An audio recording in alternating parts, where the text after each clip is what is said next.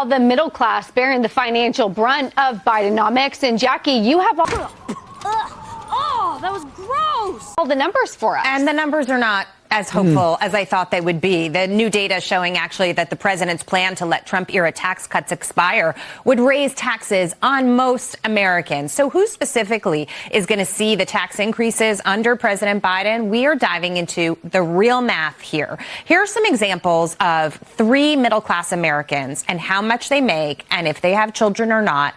We're going to start with a single filer with 2 kids making $52,000 a year. Under Biden's tax plan, this taxpayer would see a $1,000. Yes! Yes! Yes! Yes!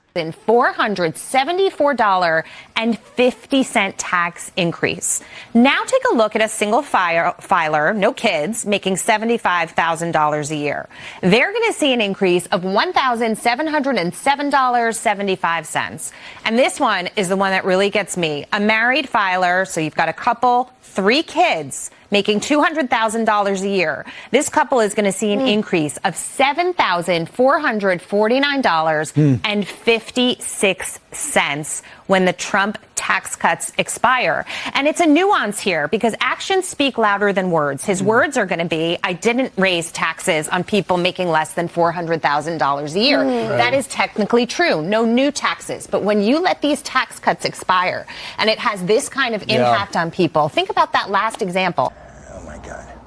On top of the taxes you pay, on top of the inflationary pressures you're feeling, you're going to shell out another $7,500. Where are people going to get it from? That's like effectively you with 3 kids. Well, you just made this really close to home all of a sudden. I know. Yeah. Well, that's the goal here. It is. And you know what's crazy about it is Biden's, he's on the campaign trail saying, I'm doing all this because I want to get the rich. Right. The applause line is the rich. Yes. But the people who pay for his applause line are the middle class. Right. The family with 3 kids is going to see $8,000 more in the tax bill next year on top of the inflation in the grocery bill. You're seeing a shrinking of the middle class. That's what's happening here. And, you know, sort of to echo comments that we get from Jay Powell yesterday coming off of Fed Day, he always says inflation and some of these tax increases hurt those who can least afford to bear the brunt of these. That's why when we talk about inflation is a tax or raising taxes on, you know, a family of 5 making $200,000, it's hurting those who can least afford to do so at a time when inflation is so high that they're least afforded, least equipped, you know, to handle all of this. And here in New York, I look at my receipts, the sales tax I'm paying at a restaurant, or if I'm buying an article of clothing that's over a certain amount. I mean, they are getting you from every literal angle.